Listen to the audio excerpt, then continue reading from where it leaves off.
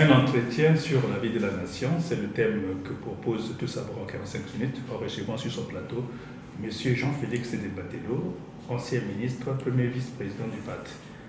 Bonjour M. Debatello. Bonjour Jean-Pierre. En forme après les consultations présidentielles? Oh, ça va. Nous portons, comme on dit, le pays. Si le pays se porte bien, tout le monde va bien. Si le pays va mal, c'est que ça va mal aussi. D'accord. Merci d'abord de votre visite dans mes bureaux. Et je suis tout cœur, tout joie pour vous écouter. Merci, M. Debatello. Bon, la première question, M. Debatello, quelles sont les raisons du refus de l'opposition radicale aux consultations présidentielles? Bon, il faut qu'on soit un peu clair qu'il ne s'agit pas d'un refus de dialogue comme certains ont voulu l'interpréter. Il ne s'agit pas de refuser le dialogue puisque c'est ce que nous réclamons depuis toujours dans les partis et les associations du front de l'opposition. Le problème se pose en termes d'objectifs. Quel est l'objectif visé par les consultations de M. le Président de la République? Parce que dans un débat politique, il faut toujours cerner le sujet et l'objet des consultations. Sinon, ça devient comme de la manipulation de l'opinion. Le pays a suffisamment de problèmes pour que nous puissions nous livrer à un exercice qui ressemble à quelque chose qui n'a aucun intérêt pour le pays. Pourquoi je le dis? C'est parce que l'objet n'a pas été bien cerné et nous pensons que le débat que nous exigeons doit comporter un sujet précis sur lequel nous devons trouver des points de convergence pour que le pays s'en sorte. Vous voyez bien que lorsque j'ai observé les gens qui sortent de ces audiences présidentielles, tous sortent en parlant du changement de constitution. Voilà le piège. On nous dit au départ, nous allons parler de l'état de la nation et des institutions. Ça, c'est ce qui a été annoncé dans le communiqué. Mais au sortir, les gens parlent du changement de constitution. Voilà d'où vient le piège. Est-ce que l'état de la nation aujourd'hui pose problème pour qu'on en fasse l'objet d'une consultation? Si j'écoute tous les discours, je revois tous les discours du président de la République depuis son retour aux affaires, cela fait bientôt presque une quinzaine d'années, sinon 17 ans qu'il est revenu aux affaires.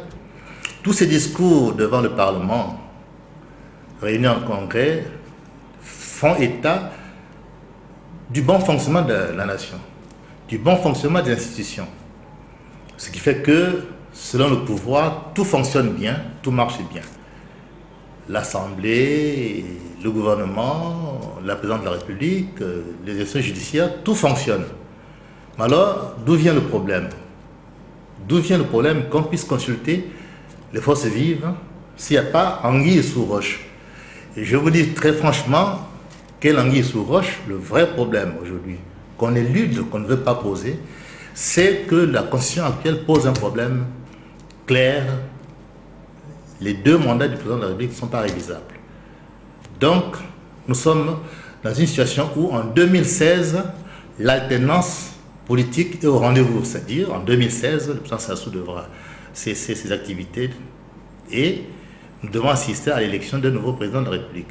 C'est là le problème qu'on veut cacher. Malheureusement, cette contrainte incontournable de la Constitution fait l'objet d'un débat parce que pour les tenants du pouvoir, particulièrement le Parti congolais du travail, il faut enjamber cet obstacle de la Constitution, c'est-à-dire revenir à une élection qui autorise le président actuel à se représenter. Voilà le vrai problème qui préoccupe nos amis qui sont au niveau du pouvoir. Et posé de cette manière-là, nous pensons que cette question, certainement mérite débat.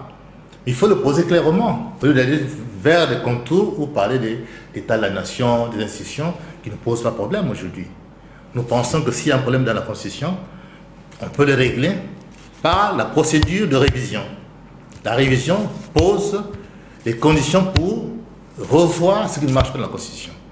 Or, cette révision interdit de revoir le nombre de mandats. Voilà le problème. Il est posé clairement. Et nous, à l'opposition, nous posons clairement pour dire on ne peut pas toucher à la Constitution sur ces données qui concernent le mandat, les 2 mandats impératifs. Bon, maintenant, que les gens soient allés écouter le chef de l'État sur d'autres problèmes, là n'est pas le problème. Il n'y a pas un problème de la nation. La nation n'est pas dans une crise qui nécessite un débat sur le changement de Constitution. Voilà un peu la réponse à votre préoccupation. Pourquoi nous n'avons pas accepté ce faux dialogue qui, en fait, est un dialogue qui cache un problème qui est un faux problème, le problème du changement de Constitution. Monsieur Desbatelor, on veut savoir réellement, que veut réellement l'opposition radicale contre la démarche, ce que vous voulez réellement? Non, nous voulons simplement que, en 2016, que nous appliquons les dispositions de la Constitution qui consistent à aller vers l'alternance. C'est-à-dire, en 2016, que nous fassions une élection présidentielle en bonne et due forme, une élection présidentielle qui soit transparente, libre, afin que le prochain président de la République ne soit pas sujet à contestation. Voilà la préoccupation de l'opposition. C'est pourquoi nous avons dit dans notre mémorandum qu'il faut qu'on discute sérieusement de la gouvernance électorale. C'est-à-dire comment faire une élection qui soit acceptable par tous. Là est le problème. Parce qu'aujourd'hui, le corps électoral et tous les mécanismes qui fonctionnent autour des élections ne sont pas bons. Et nous voulons simplement que nous puissions nous asseoir pour définir un cadre qui donne à notre élection, en 2016, une élection qui soit libre et transparente. Voilà l'objet de la discussion. Mais on n'a même pas sur un problème qui est à notre niveau, entendement, un faux problème, celui du changement de la Constitution, qui n'est pas à l'ordre du jour. Changer la Constitution, c'est faire un coup d'État constitutionnel qui puisse remettre en cause la stabilité de nos institutions, parce que nos institutions sont assises sur une loi fondamentale qui est la Constitution, qui doit être respectée par tous, en commençant par le président de la République. Je ne sais pas si je réponds à votre préoccupation, mais notre préoccupation, c'est, cela se dit, nous en tenir à l'essentiel, c'est-à-dire une bonne élection en 2016 qui ne souffre d'aucune contestation, parce que celui qui sera élu après 2016 doit être un président accepté par tous. Vous parlez d'un piège, mais pourquoi tout nier en bloc, même le dialogue? Non, je ne sais pas si je me fais comprendre. On nie pas le dialogue. Le dialogue doit faire l'objet d'un sujet précis, d'un objectif précis. Je pose la question, que vise cette consultation? Quel est l'objet? Parce que le point n'est pas posé. Quel est l'objet de cette consultation? L'état de la nation n'est pas un sujet. Vous voyez? C'est ça le problème. On ne parle pas de l'état de la nation, mais c'est quoi l'état de la nation? Mais au sortir de là, vous entendez bien les gens dire, nous avons dit au président qu'on ne change pas la Constitution. Mais pour aller, le sujet, si c'est la Constitution, posons-le clairement. Voilà. Donc, ce n'est pas du tout, je répète, qu'un refus du dialogue, nous pensons que le dialogue doit être circonscrit, défini dans son objet et dans son contenu, pour que nous puissions débattre quelque chose dont nous voulons aboutir à des solutions claires et consensuelles. Et vous verrez de toute manière que dans cette question de la Constitution, le Parti congolais du travail et Monsieur le Président de la République ont déjà leur idée en tête. Ils veulent aller à un référendum, quoi qu'il arrive. Je dis quoi qu'il arrive. Et on ne fait pas comme ça dans un pays où on veut l'apaisement. On ne fait pas comme ça. Nous voulons simplement qu'on nous dise en quoi retourne cette question de la Constitution, parce que la Constitution est claire, nous pensons qu'elle peut être révisée. Or, on parle de changement. Le changement ne fait pas l'objet pour nous d'un débat. C'est un faux débat. Voilà. Et au cœur de ces consultations, l'objet, c'est la Constitution. Voilà. On ne l'a pas énoncé aussi clairement que je le dis aujourd'hui. Un faux débat. Mais pourquoi il y a une opinion publique qui se dégage, qui critique l'opposition? On se dit que pourquoi l'opposition n'était pas partie écouter Sassou Nguesso, puis lui dire ce que vous dites là, M. Desbatelor? Pourquoi vous avez évité de rencontrer M. Sassou Nguesso? Non, vous revenez sur le même problème qui tourne, qui fait que l'objet de la rencontre n'a pas été clairement défini. Jusqu'aujourd'hui, personne ne sait de quoi il en retourne. Oui, mais là, c'est comme si on met le pays en étau, hein, c'est ça? Non, pas du tout. Pas du tout. Il faut que les gouvernants, oui, en commençant par le président de la République, sachent clairement poser les problèmes. Il faut éviter de soulever des faux problèmes et les mettre sur le dos des autres. Le problème du changement de constitution n'est pas le fait de l'opposition, c'est le fait du Parti congolais du travail. Nous avons toujours dit que c'est un faux débat. Et disons ce débat, le reste, tout est discutable, tout est négociable. Mais commençons par ne pas poser de faux problèmes au débat. Le changement de constitution, c'est un faux débat. Parce qu'il n'est question simplement de respecter la constitution telle qu'elle est aujourd'hui. Si cela est posé de cette manière-là, tout le reste est négociable. Voilà. Mais jusqu'aujourd'hui, j'aimerais que l'on me dise quel est l'objet de cette consultation. Je ne l'ai pas encore compris, ni même de votre point de vue journalistique. Quel est l'objet de la consultation d'aujourd'hui au niveau de la présidence de la République? Monsieur Desbatelos, de votre mémoire d'homme d'État, vous ne pensez pas que chaque fois au Congo, les problèmes politiques sont mal posés et qu'on cherche toujours les pour sur la tête des autres? Mais mal posés par qui? Par les pouvoirs qui arrivent, que ce soit un régime qui arrive, il a toujours posé des faux débats à l'opposition. Mais justement, il faut éviter cela. Faut éviter cela. Mais puisque c'est la politique. Nous pensons qu'il faut éviter cela parce que les faux problèmes entraînent toujours des difficultés pour les populations. Oui. On a fait le problème à résoudre dans le pays au niveau du chômage, de l'économie, enfin, au niveau social, pour aller encore créer des problèmes là où il n'y en a pas, parce que le changement de conscience, c'est là le hic. Vous voyez, le hic vient du fait qu'on pose un problème qui est un faux, puisque la Constitution règle en soi la question des mandats. C'est réglé par la Constitution. Il faut respecter la Constitution et on évitera tous les problèmes qu'on veut poser en aval de tout ceci. Si on évite ces problèmes-là, je pense qu'on peut aller à l'essentiel. Mais quand on crée des faux problèmes, ceux qui les créent sont les responsables de ce qui pourra en découler par la suite. Je ne veux pas entrer dans un débat de dire quelles sont les conséquences d'une telle attitude d'entêtement. Je dis bien d'entêtement. On s'entête sur quelque chose qui est un faux problème. Alors l'entêtement, finalement, pousse à une attitude. Nous, nous disons simplement que le changement de constitution n'est pas à l'ordre du jour de nos discussions. On ne peut pas aller discuter quelque chose qui est en soi rejeté comme principe. Tout le reste est négociable. Mais commençons par respecter ce qui est commun, c'est-à-dire la loi fondamentale aujourd'hui doit être respectée par tous, y compris par le président de la République. Maintenant, le dialogue, si on l'organise autour de ces questions, je pense que tout le monde va y participer. Mais commencez par éliminer le faux problème qui est le débat sur le changement de constitution. Je reviens là-dessus avec insistance parce que le hic vient de cette question du changement de constitution. Et moi, j'écoute, j'en parlais, y compris dans le JPCT, cette question est au cœur de leurs préoccupations. Tout ce qu'on veut, l'habillage qu'on veut faire autour de la question de la nation, des institutions, c'est un faux débat.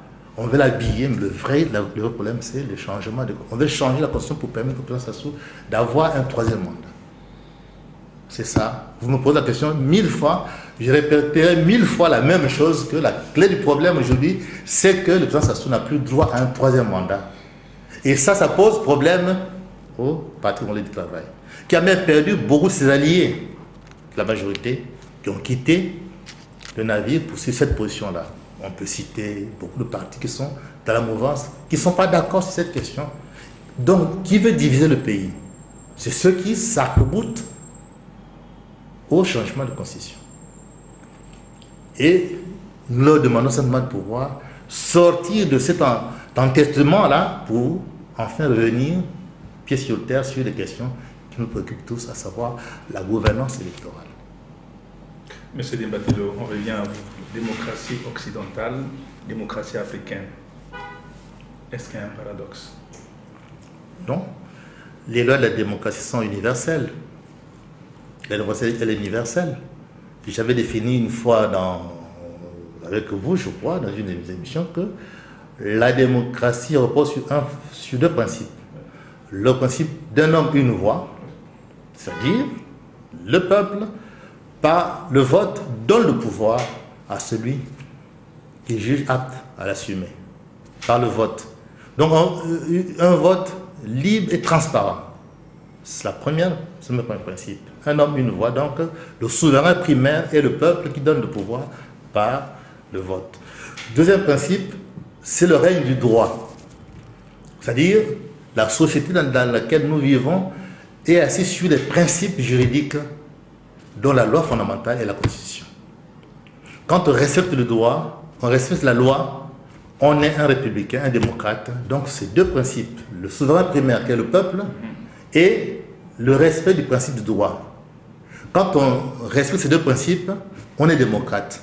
Et ça peut se passer aux États-Unis, en Europe, en Afrique, en Asie.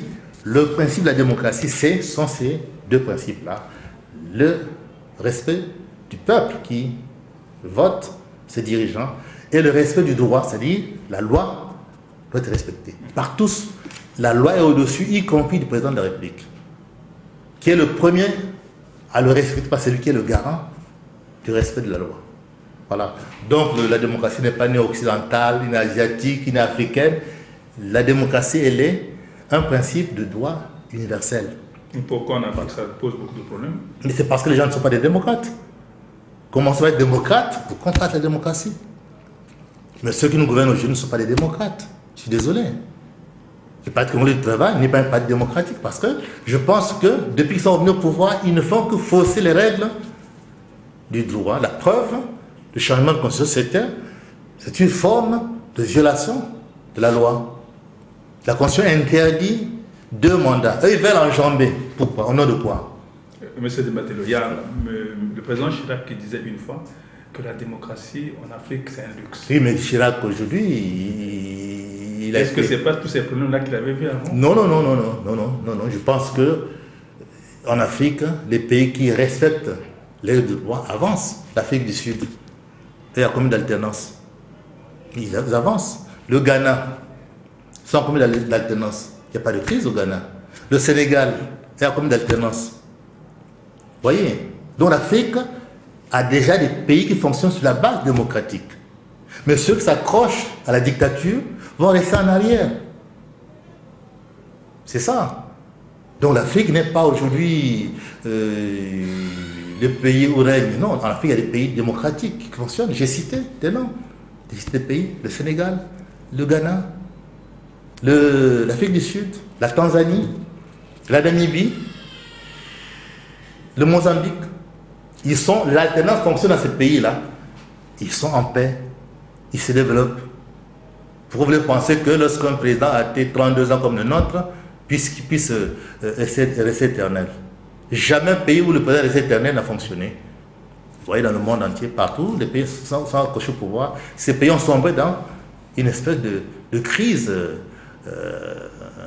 irréparable. Monsieur Debatelo, il y a un téléspectateur qui m'a demandé de vous demander les hommes politiques congolais, oui, lorsqu'ils sont au pouvoir, ils sont démocrates, lorsqu'ils sont à l'opposition, ils sont dictateurs. Est-ce que vraiment vous voyez que le temps du président Lissouba, ceux qui sont au pouvoir étaient à l'opposition, ils demandaient au président Lissouba les mêmes choses, et aujourd'hui au pouvoir, ils ne veulent pas accepter ce que l'opposition dit. Vous voyez pas que je réponds à votre question. C'est le pouvoir et l'opposition au Congo qui compliquent. Ma réponse est très simple. Voyons les choses de manière historique. Oui. La démocratie pluraliste a été restaurée dans notre pays quand? C'est avec la conférence nationale en 92. En 92, oui. Voilà. Bien. J'étais dans le gouvernement qui a mis en place les institutions démocratiques en 92. Oui. On a mis en place les institutions démocratiques. Et le premier pouvoir élu démocratiquement était dirigé par le président Lissouba. Bon, nous sommes d'accord là-dessus. D'accord. Bien. Et c'est effectivement, dans cette période, j'ai eu la chance, moi, d'avoir été dans l'opposition. Mon parti de l'époque, le RDPS, était dans l'opposition avec le Parti congolais du travail. Et ces questions d'aujourd'hui que nous posons aujourd'hui au PCT étaient posées dans le même terme au président Lissouba. Bon. Mais d'où vient que le retour au pouvoir du PCT nous ramène à la case départ? La question ne la pose pas moi, il faut la poser au PCT. Je crois qu'il faut poser la question. Pourquoi ils n'ont pas fait ce qu'ils ont dit quand ils étaient dans l'opposition? Lisez le livre de président Sassou, Le Manguier, la souris et le fleuve, où il dit clairement ceci, que la question du président Lissouba, c'est le non-respect des règles démocratiques, c'est le non-respect de la loi fondamentale, de la Constitution. Le livre est là, témoigne. Mais comment se fait-il qu'arrivé au pouvoir, il fait le contraire de ce qu'il disait dans l'opposition? Le problème, il est là. Il n'est pas posé à moi, mais il est posé à ceux qui, en 1997, ont pris le pouvoir par les armes d'abord, donc non démocratique, et en arrivant au pouvoir, ont fait ce qu'ils ont fait, c'est-à-dire un coup d'État constitutionnel, en abrogeant la Constitution de 1992, qui était consensuelle, en instaurant une Constitution qu'eux-mêmes ont voulu, celle du 20 janvier 2002, et qui ne veulent pas respecter aujourd'hui. Donc s'il y a un problème au Congo, il n'est pas le problème des démocrates, ni l'opposition. S'il y a un problème au Congo, le problème du Congo aujourd'hui, c'est le PCT. S'il y a un problème au Congo, c'est le président Sassou qui est le problème du Congo, parce qu'aujourd'hui, lui-même ne respecte pas les principes qu'il a défendus contre le président Lissouba. Il faut bien rappeler les choses historiquement pour ne pas tomber dans des travers. Donc, ce que vous dites, qu'on est démocrate à l'opposition, dictateur au pouvoir, s'applique parfaitement au PCT parce que le cycle a commencé avec l'élection de 92. Oui, nous avions combattu le régime Lissouba parce qu'il y avait des travers dans lesquels nous avions dénoncé le non-respect de ceci ou cela, c'est vrai. Mais quand on arrive au pouvoir dans ce contexte-là, on finit par respecter ce qu'on a défendu à ce moment-là. Le même mémorandum que nous avons signé aujourd'hui, transmis au président Sassou, maintenant, qui revendique la transparence entre les élections, a été signé en 1997 par le président Sassou. Donc la question que vous me posez aujourd'hui, posez-la plutôt à nos amis du PCT. Et les jours où vous aurez mon jeune frère de secrétaire général